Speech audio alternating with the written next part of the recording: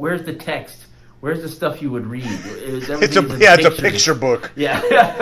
It's not even like cool hieroglyphs or something. Yeah. It's like one giant picture. Maybe it was like, okay, the text is on this page before and the page after. Yeah, right. So it's like a 50-page book, and like 25 pages are just pictures. Yeah. Oh, that's not. Thanks for the visual aid, Darkhold.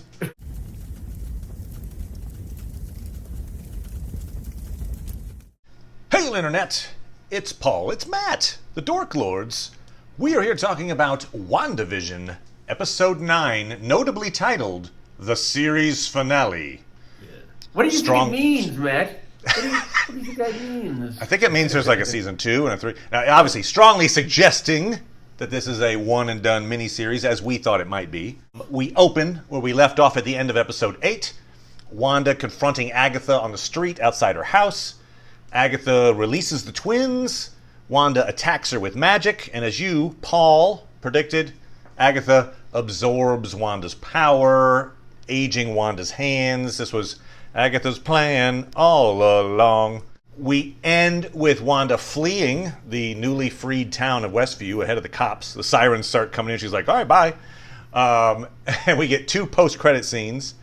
First one, we have a Skrull meets up with Monica and tells her that Nick Fury, we assume it's Nick Fury, is waiting for her up in space, meaning she's no longer grounded, which kind of gives her season arc of, hey, you're grounded. Now you're not. So next time we see her, she'll probably be up in space. And in the second scene, we see Wanda living alone in a mountain cabin, but she appears to have learned astral projection like Doctor Strange, so that while she's taking in the scenery, drinking coffee, she's also hard at work, learning all of that the Darkhold tome has to offer, and we hear the twins calling for help from some unknown plane. So there's a whole lot goes on, obviously, in there. Before we launch into specifics, Paul, what did you think of the episode? I liked it. The things that were most important to me, they did. I did think it could have been better than it was.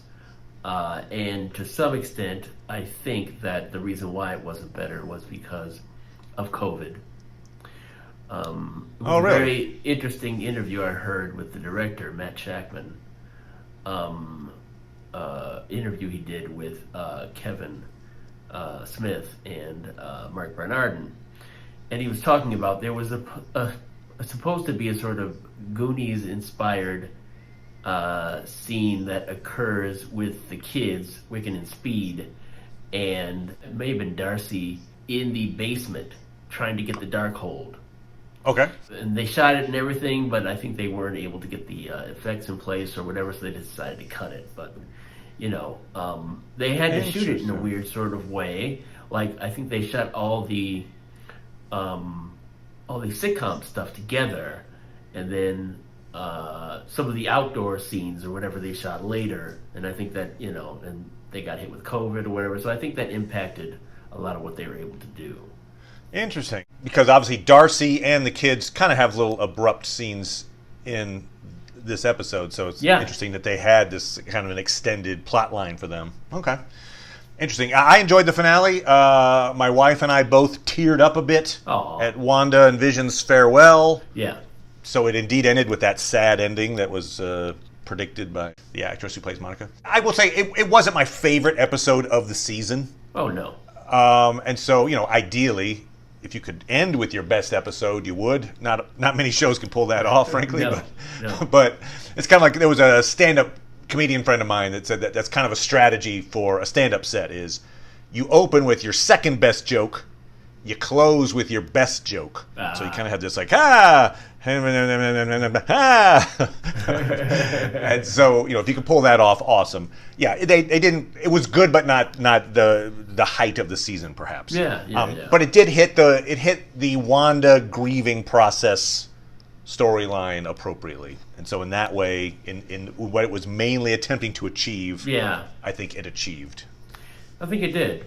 Even as you noticed the fact that as you tried to mat Vision and he wouldn't be matted, That's right. So he's technically, I was right, but you're right. Now that there's White Vision who has the memories and the body of Vision, it's kind of like, okay, he's a Vision in waiting. So yeah, it's like quasi right. I give you credit. You were like, no, those kids are gone. Kill those kids. You were like Hayward. You were like, kill them. And and I was like, no. I owe him a check. You owe him a check. That's right. But interestingly, now you tell me. I think your thought was, much like in the comics, that knowledge that the kids didn't exist would drive her over the edge. And in this situation, it did. She seemed resigned to the fact that the kids, were going to cease to be. Right. So, yeah. I mean, I think very smartly they're, trying to play the difference between her being overcome with grief and it causing her to create this artificial world where a lot of people are affected by it, and then she has to end it and stop it and correct what she has done, although there probably should be more correction that occurs. Right. But she wasn't driven crazy by grief, and least of it, which is not in terms of, oh, my kids aren't fake, now I'm really going to go crazy, go nuts. That didn't happen, which is, I think, is good. It'd be interesting to see exactly what we saw, or figure out exactly what it is that happened at the end, right? So she hears the voices of her kids. And does that mean that the kids that she had went someplace else? It's been theorized that maybe they go to the hell, dimension or something. I'm hoping that's not the case. And what I'm hoping is that she created these characters in the Marvel world that we know, and then they, dissipated when it was over. But in another dimension or another timeline, she was able to keep them. Maybe they're more viable in this other world, other timeline. So she's going to go save them because he's assuming that she's needed, as opposed to there's no the other one could be like, I got this. You go back to your own kids that don't exist That's anymore. right. Hey, mine exist. I mean, it occurred to me that maybe, again, this is all theorizing because we don't know where the end stage of this is, but perhaps, there's that line that Agatha has, you don't know what you've unleashed. Okay. Yes.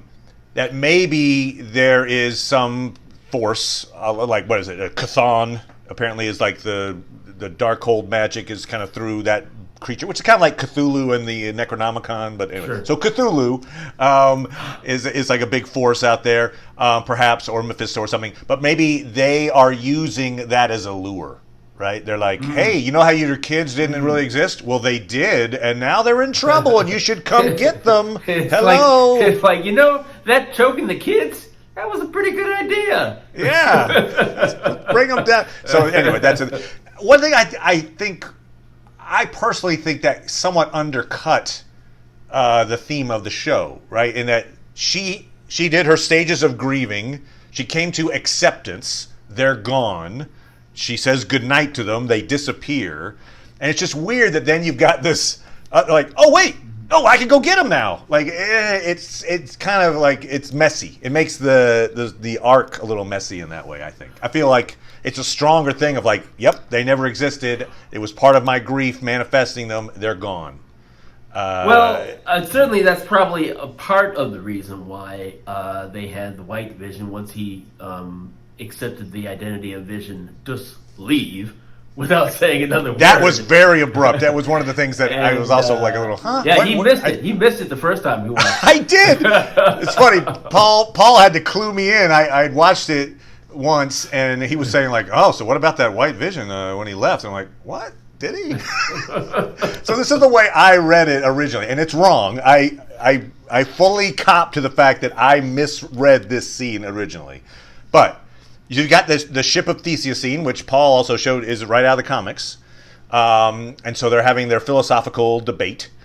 And then we'll call him Westview Vision. Westview Vision, touches White Vision and gives him the memories, that were being kept from White Vision. More accurately allowed him to access the memories that were he said that he already had. So he doesn't have the memories from the Hex. He has memories leading all the way up to when he was killed by Thanos, basically. Yeah, because I don't think in that montage, that speedy montage, that there was anything from the Hex in there. But so what I thought was happening is he gets touched, he's remembering, his eyes turn to like real eyes. Yes.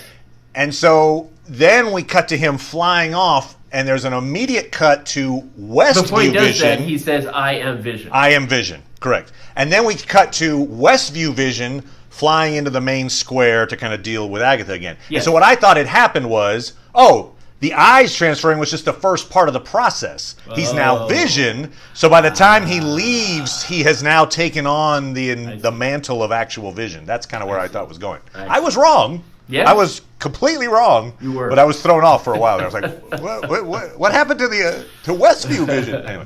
Right. So anyway, so the reason why I bring that up is to say that it's easy to sort of say, if there's two of an individual character, even if they're in different timelines or whatever, that they're essentially the same thing.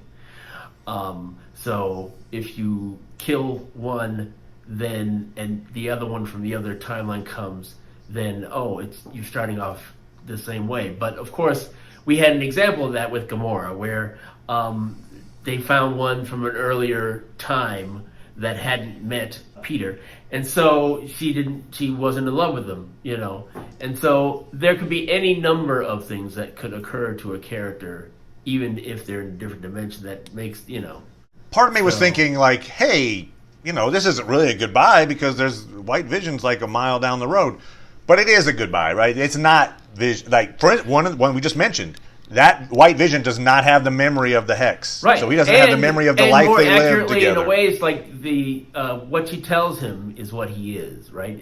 It's her understanding of who Vision is and how she feels about him, and the part of the Mind Stone that they shared. I'll say my wife, Jackie, called that Wanda had part of the Mind Stone, had somehow absorbed the essence of the Mind Stone, something early on that's what she was using to create Vision, because she calls it out here, like I made you from the part of the Mind Stone that's within me. Yeah. So that also means to me that maybe if one of the shortcomings of White Vision is that without the Mind Stone he doesn't have the same emotional ability, that maybe somehow Wanda could give him that. Like, hey, I have some portion of the Mind Stone essence. I could give you that humanity that you were lacking. Perhaps, right? Yeah, they could play it that way, I guess. But yeah, to me, there are quite a number of things that he should or could deal with, I should say, because I don't know what they're going to do with him. But in a way, I'm excited by it because I'm excited by it. Well, I know you wanted Vision to exist. Yeah, he's not, but you've got this version of it. Most of the way he's existed so far is within the context of Wanda, and I think it's worth noting too that in the comics they were together until events like this, when they deconstructed and then reconstructed Vision, and were not able to put in this one aspect of his character, which is the consciousness or personality of Wonder Man. As an example of their current state of their relationship, when White Vision says "I am Vision" and flies off, notably he flies off. Right? He doesn't stay. Exactly. There's a fight to be had. He's like, no, I got to go figure things out. And then also when she's in the cabin, the thing that I was like thinking, like, okay, there's a lot of potential here. Is they put some programming into them that one kept him from accessing his memories, but also like, here, go destroy Vision. Also kill Wanda, crush Wanda with your hands. Yes. So there could be any number of other things that he would have to deal with as a result of those years that he was, inactive. Yeah, inactive, but they could have been doing all sorts of things to him. that he would have to understand. And Also, though, we sense don't of. see him at the cabin either in that last post-credit Right, exactly. scene. She's Exactly. by herself, so this is time has passed. Yes. And they're not together again, so Yeah. it's not. It wasn't like a quick fix of, oh, okay, great, Yeah. Vision 2, Yeah. gotcha. Yeah. Yeah. And so, so hopefully, they will begin again with that character. Not that, but it's like I like the character, and I don't think there's certainly stories with him by himself or in context of other characters that are similar to Wanda in a way. But I think it'd be nice to see more episodes of him distinct from her. There is certainly, but I would certainly like a them to path see them to get White back Vision. together again, though. I do like them together, so it'd be nice if they did that. And then they could really build up to a nice romantic thing where it's like, they're beginning again, and you know, Right. what they like. And We're talking. I think that's like years from now, probably. yeah. But I was right in one thing. I correctly predicted that Wanda would draw runes Yes. around Westview. Yes. So she did. Yeah. Basically, Agatha, did too much exposition. Yeah, She was like, she did. only the witch that made the runes. So she explained her way right into defeat. If she was smarter, she would have explained it incorrectly. So Right, exactly. That's a good point. Let me tell you the why did I have wrong to be such a rules. good teacher? Damn it, right. Okay, so when it comes to Wanda and her personality, she asks earlier in the show, like, maybe I am already the villain. And they certainly leave like a little shade of gray for she is not lawful good, right? So she's not. Captain America probably you'd call lawful good. Iron Man you'd probably call chaotic good, probably. You're saying she's not lawful good? I mean, she's chaos magic for one thing, so chaotic seems to be kind of radiating through her. But I don't know. What I'm hoping for, although it may not be likely, is for her to be basically, okay, before I do anything, I'm going to learn about my powers. And so that's why she took the dark hole. And so, that's certainly a reasonable explanation for that last scene. What she should do, once she knows her powers, is, okay, turn herself in, and then let's see what happens. And you wouldn't do that if you didn't know what your powers were. The only reason why you would submit yourself is like, okay, I know I can control my powers, I know what my powers are, and if I submit myself to whatever legal system is around, then I can be assured that if I get put in a prison, I'm not going to break out my sleep or something. One of the things that is... So you think she might turn herself in? That's interesting. No, I think that's what they should do. And one thing that people have been saying is, why cast Emma Caulfield, and have her not be, significantly important? Well, she should be important, and her story shouldn't have ended because they all were tortured. And so now you have a representative of that group who... Oh, definitely. I feel like, much like Zemo, right? So Zemo was, hey, my family was killed in Sokovia. I blame the Avengers. I'm now an enemy of the Avengers. Right. I feel like someone from that town, whether it's Dottie or whoever, and maybe somebody we haven't even met, could just be, hey, that's true, random person who was one of the 4,000 people. That person Ralph. is going to have a vendetta. Right, Ralph Boner. We'll talk about him in a second. But we'll have this vendetta against Wanda for very good reasons, and then we'll somehow become an antagonist because of that. So I do feel like Westview will have a resonant to somebody antagonistic to Wanda and or the Avengers in the future. If she doesn't turn herself in, though... Okay, let's assume she's not, because she's out in the mountains. Right. Anyway, okay. Right, well, she's going to be in, Multiverse of Madness. Multiverse of Madness with Doctor Strange. Presumably she's going to, it'll have something to do probably with her kids, because I think we've heard reports that the kids are are seen on the set of Doctor Strange. That seems to be the lead into the next thing is, I heard the kids in the other dimension. Right, yeah. So, but what happens after that's resolved? Yeah. No, you don't think she should turn herself in even then? I think she should. I don't. But you don't think I'm not sure that that's her arc. Anyway, I don't know. But she. So, for instance, one of the things she could do, it's like, we're going to put you in jail, and they put her into jail, and she can still walk around. She's Yep.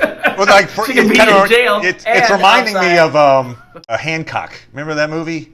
Will Smith? Oh yes. He's a superhero who allows himself to be imprisoned, but he's like I remember there was one shot of he's playing basketball in the prison yard, and they throw the ball too far, and so he jumps out of the prison, gets the ball, jumps back into prison. He's like, I'm here. Yeah. I by my own, your walls don't keep me, but I keep me here. Yeah. So but but also though she could do the tea making Wanda to be outside the prison. Right. Yeah, exactly. So interestingly about her character, there's this moment where Agatha all the people like Dottie gets her consciousness back and is like, look. We'll talk about this in a second too, but like my daughter, she won't come out of her room. Please free her. And so Wanda realizes, oh my God, this is terrible. I am torturing all these people. Let me drop the hex. So she's starting to drop the hex. Yes. And then, oops, my family's disappearing because they're connected to the hex. Yes. So she puts it back. Yes. Like that moment is actually pretty.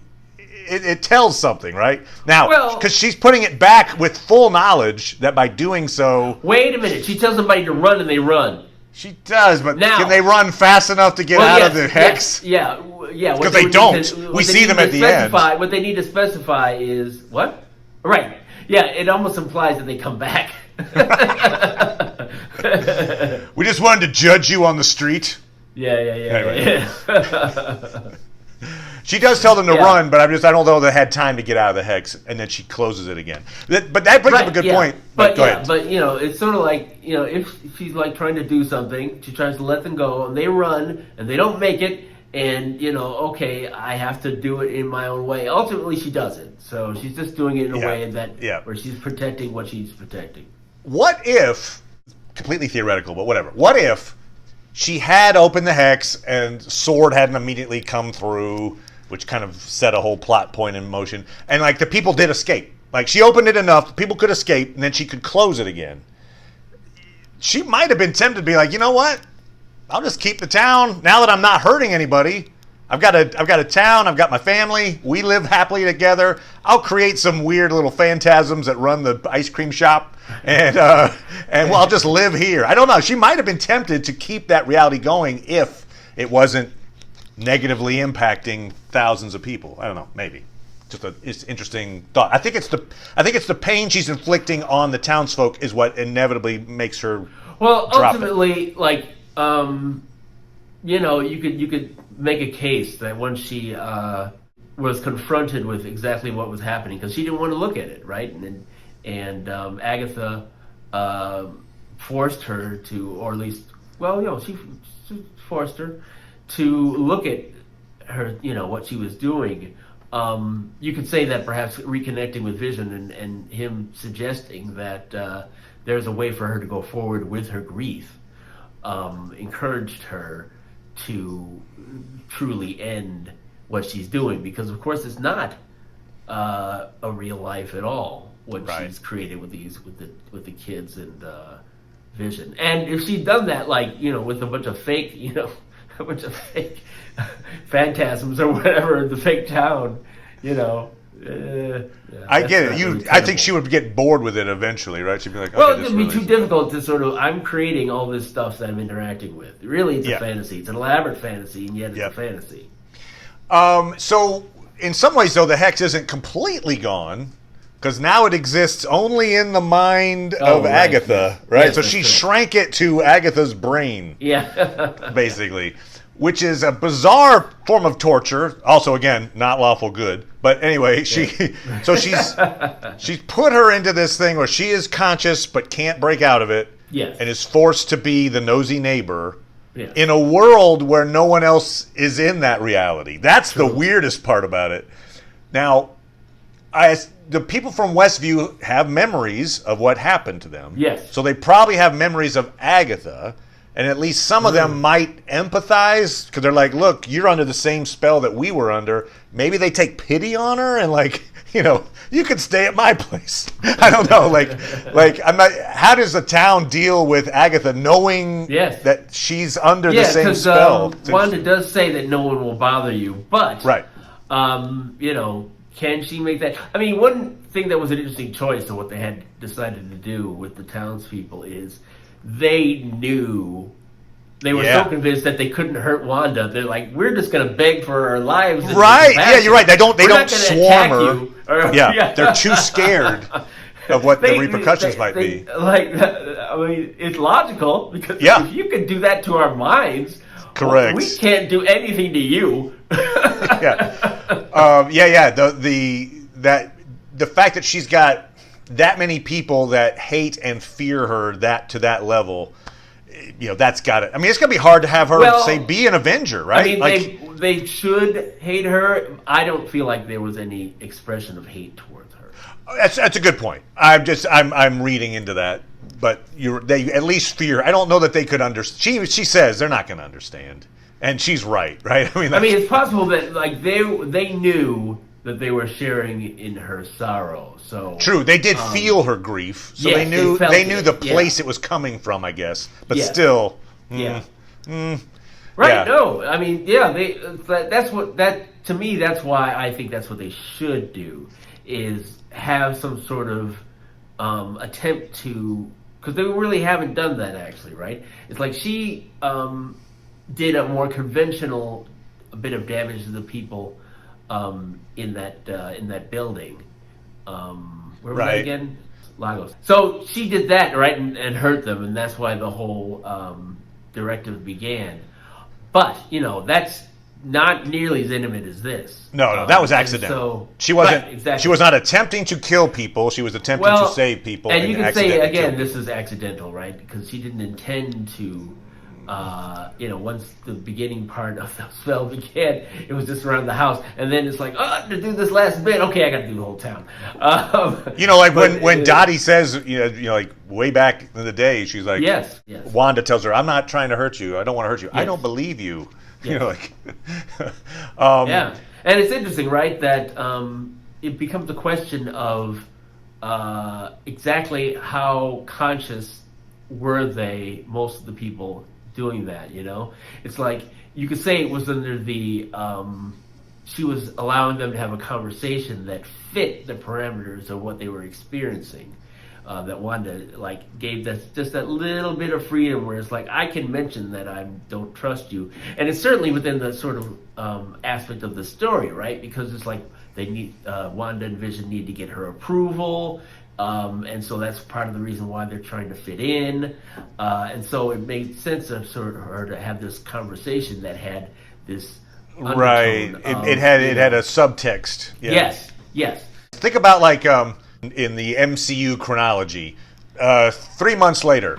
All right, everybody, welcome. Here's your new Avengers team. Yes. Hawkeye, Falcon. Wanda!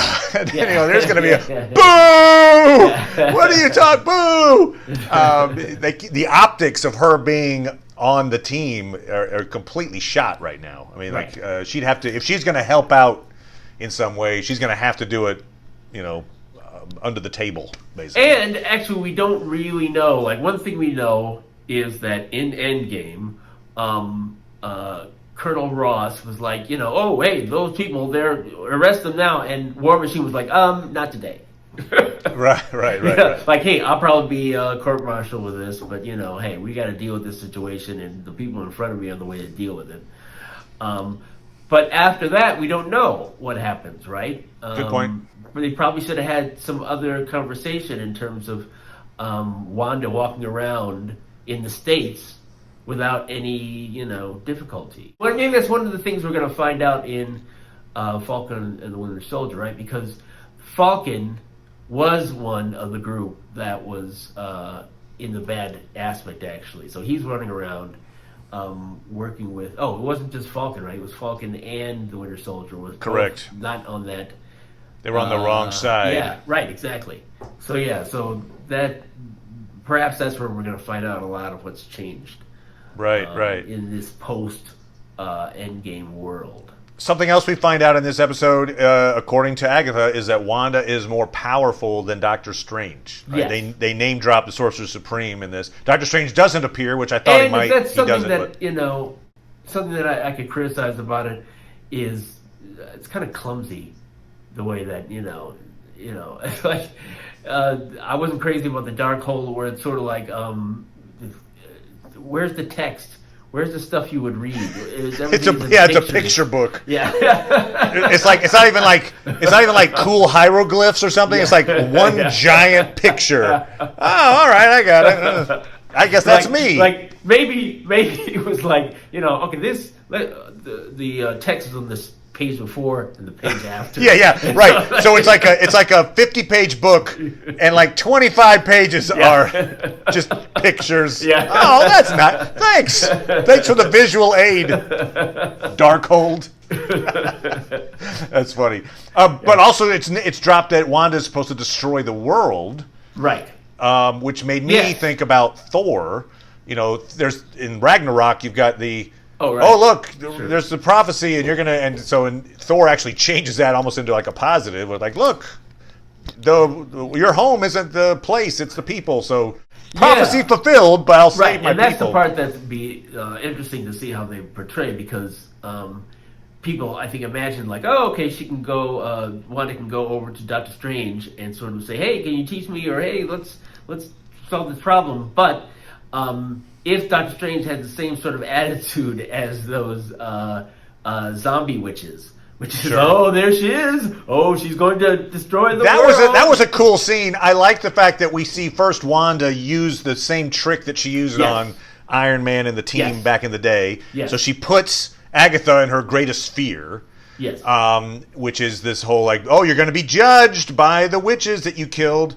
And then Agatha turns the tables, and those witches actually end up judging Wanda instead. That was a pretty cool little turn there. Yeah, presumably she did that, but I wonder if it was just an aspect of what she created being true to what it was.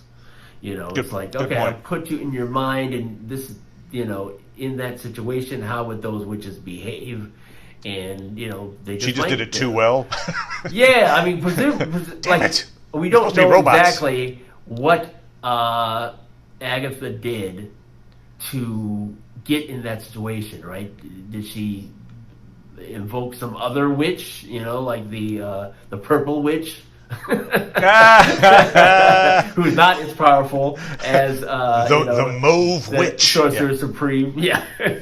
And so the witches were like, okay, this is what we do when these witches get out of control. We have to blast them until, something comes out of them or they destroy it or whatever. And so it's like, whoa, this is the real serious witch. Let's go after her. I wonder if Doctor Strange will be under similar sort of, I have to treat you as an antagonist. And she's like, well, let me deal with this situation or help me with this. I don't know. I think he would also be interested in the Darkhold, right? He's going to be like... Right. Yeah. Is one who is magical literature is kind of his forte. He's gonna be like, oh, that book. People have theorized that there were books missing in Doctor Strange. One of them was obviously the one that Caecilius whatever stole or whatever. Yeah, he stole that one. But maybe there was another book.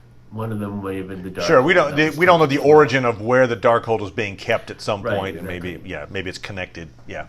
And let's switch over then to talk about maybe the most controversial part of the episode, which is Ralph Boner.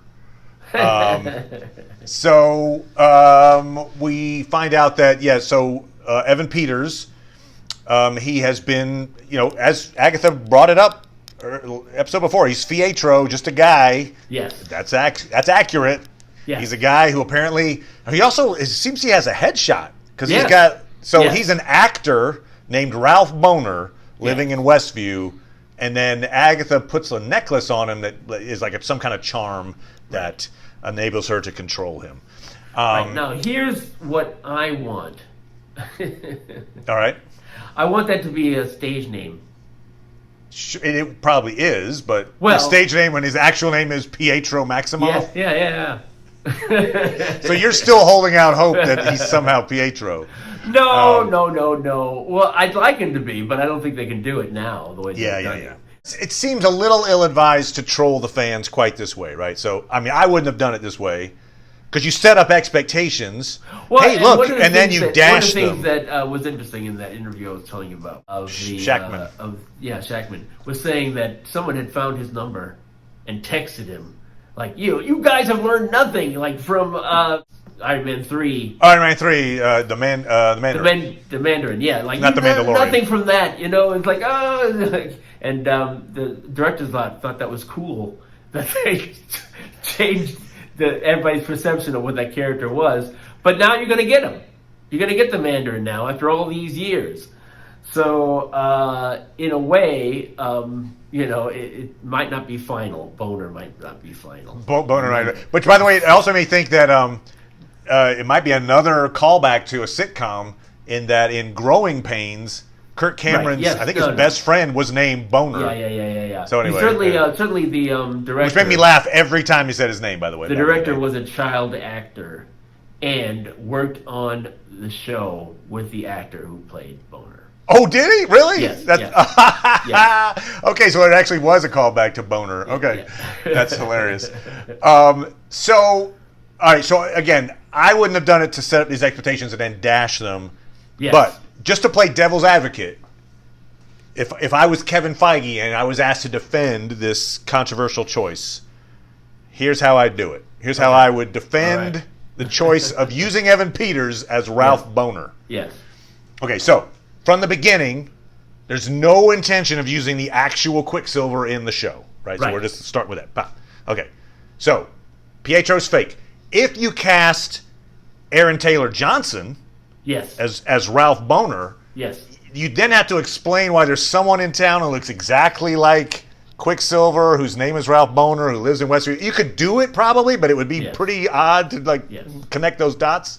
Right. And if you cast someone other than Evan Peters, they'll say Shia LaBeouf. You cast Shia LaBeouf as Ralph Boner. Well, then the audience knows from the beginning. As soon as Shia LaBeouf shows up at the door, it's like, I'm your brother. We know it's not. And so we know that Wanda's being deceived from the beginning. Now, you cast Evan Peters, the audience is put in the position of Wanda. We're wondering, just like she is it really Pietro? Is it not Pietro? And so the trolling actually has an effect that's connected to the story. I'm not in favor of it, but I can actually see a rationale. See what we did there? We put you in Wanda's shoes. Yeah. I'm not going to spend the energy to refute that. Because I'm not actually arguing with you. I'd be arguing with this imaginary Kevin Feige. Right. And I'm no Wanda. I'm not going to develop a whole fantasy around that. But, I think it's unfortunate. I'd like to see him again, but they've got so many characters to bring in that if they didn't bring him in, and I think at the moment, I think you could argue that they didn't really develop that character very much, except for the Fox Pietro. Develop him very much at all. Mostly when he was in effect. But he was a fan favorite effect. People, I agree. Me included, were like, woo. But sort of like consider the whole history of the X-Men, and he's not a very large part of it. Right. And I'm just saying the history of the X-Men as in the movies. Even. In the movies, correct. In the comics, he wasn't that much of a part of it. He was more part of the Avengers. Gotcha. We already mentioned that Hayward tries to shoot the kids. Hayward tries to shoot children. Yes, he does. And so, the show is basically going, all right, up until now, he's a jerk, but he's a jerk who's trying to save thousands of people from being mind warped by Wanda. So in some way, the ends justify the means. Just in case you thought maybe this guy might be not the villain. Let's have him shoot at the kids. So he alone, amongst all the soldiers standing there, is like, bam, bam, bam, bam, bam, bam, bam, bam, bam. And so Monica steps in, uses her powers. We see to stop all but one of the bullets. Wiccan stops the other bullet. Well, fake, whatever they are. Our alternate reality, fake Wiccan. And then Darcy shows up to run into Hayward's car, and Hayward is arrested. That's probably the end of Hayward's arc. Sure. But they made sure that you thought of him as the villain. Okay, you shot at the kids. All right. Just like You know, in Agatha's song, she's like, "And I killed the dog." You're like, okay, check. You're the villain. So you can't kill kids and dogs. No. You can't do it. No, you can't do it. So People too, I think. So it's cool. I like, Monica's origin story has been set now. Yeah. So she's ready to be launched into whatever storyline they want as someone with powers, and we kind of understand a little bit about how she got them and her backstory. Yeah.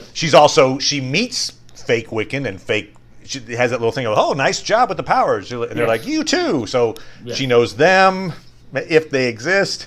She commiserates with Wanda. Wanda's like, do you hate me like all these other people? She's like, no, I get it. If I had the powers, I would have brought my mom back.